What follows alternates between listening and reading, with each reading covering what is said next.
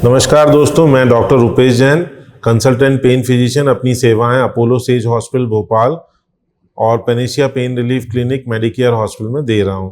दोस्तों, मुझे बहुत फ़ोन आते हैं और बहुत मैसेज आते हैं मरीजों के कि डॉक्टर साहब, ये जो गर्दन में खिंचाव वाला दर्द है वो बार बार क्यों होता है? क्या ये सर्वाइकल प्रॉब्लम के कारण होता है?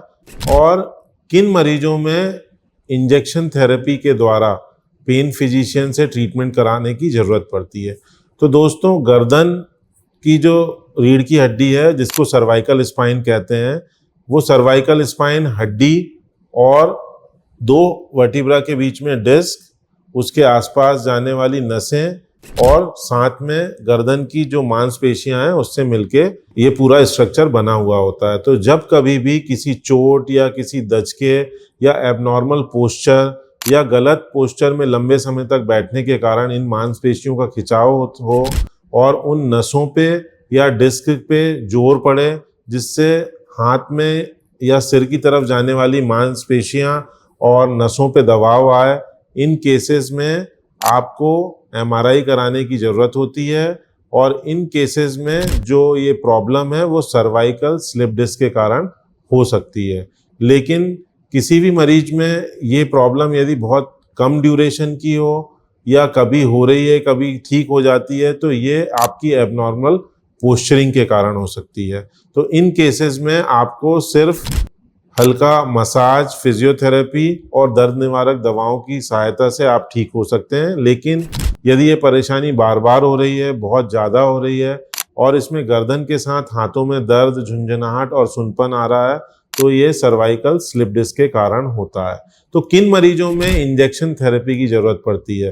तो सबसे पहले लाइफस्टाइल मॉडिफिकेशन, दर्द निवारक दवाओं के बाद भी यदि ये प्रॉब्लम बार बार हो रही है या दर्द पूरी तरह से नहीं जा रहा, उन मरीजों में एमआरआई देखने के बाद यदि डिस्क के कारण हाथ में जाने वाली नस पे दबाव है तो सर्वाइकल एपिड्यूरल नामक प्रोसीजर की ज़रूरत पड़ती है, जिससे मरीज को ये दर्द से निजात मिलता है।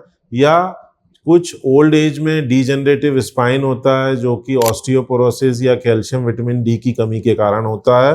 उन मरीजों में जो दो रीढ़ की हड्डी वर्टिब्रा के बीच में एक जॉइंट होता है जिसको फैसेट जॉइंट कहते हैं, उसमें डीजनरेशन के कारण मरीज को गर्दन पलटाने में या गर्दन के मूवमेंट में दर्द होने लगता है। इन मरीजों में मीडियन ब्रांच ब्लॉक, जो कि मीडियन नर्व, जो कि फैसेट जॉइंट की नर्व सप्लाई होती है, उसमें इंजेक्शन लगा के और बाद में उसको रेडियो फ्रीक्वेंसी से अबलेट करके लंबे समय तक मरीज को इस गर्दन के दर्द और गर्दन में जो टाइटनेस होती है उससे निजात दिला सकते हैं।